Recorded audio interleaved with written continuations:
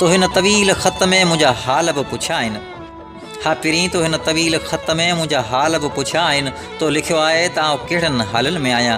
देर सां ई सही पर ख़ैर सां तो मुंहिंजा हाल पुछिया आहिनि। हाणे ॿुध आउं अहिड़नि हालनि में जीअं पई। मुंहिंजा मन मुंहिंजा कन कॾूं का झूमकनि खां महरूम थी विया आहिनि। रुगो पापड़ियूं ई बचियूं आहिनि। मुंहिंजो कुंडो नक सिर्फ़ु पंहिंजी पत बचाए सघियो आहे। मुंहिंजनि पेरनि में सिर्फ़ु ज़िम्मेवारियुनि जूं ज़ंजीरूं बाक़ी बचियूं आहिनि।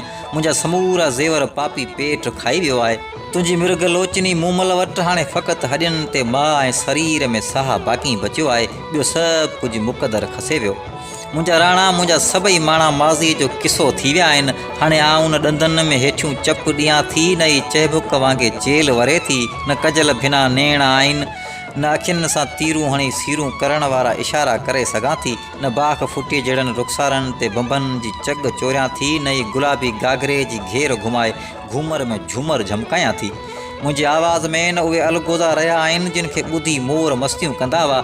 न मुंहिंजी चाल में उहे छाल रहिया आहिनि जिन खे ॾिसी हरण हठीला हसद कंदा हुआ। न निड़ ते बिंदिया जो चंडु चमके थो। न छातियुनि जो समुंड छोलियूं हणी छुलके थो।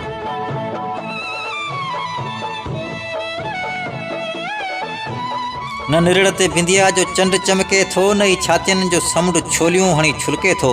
मुंहिंजे जोबन में हाणे उहो जादू नाहे रहियो जेको पखियुनि जो मंड मटे छॾींदो हो। फिराक जे फटनि ऐं अणूंद वारनि ॾुखनि ॾील खे अहिड़ा ॾावण ॾिना आहिनि जो विख ई नथी खजे। विख विख ते पुराणा पूर पवनि था ऐं अखियूं भरिजी अचनि थियूं। पंजनि लुड़कनि जे पाणीअ में रोज़ु ॿुॾी मरण खां मथे भला ॿियो कहिड़ो ॾुखु हूंदो। अहिड़ो ॾुखु आउं पंहिंजो भाग सम्झी रोज़ु भोॻियां थी पर पोइ बि जियां थी इन आस ते त कॾहिं त मिलंदासीं।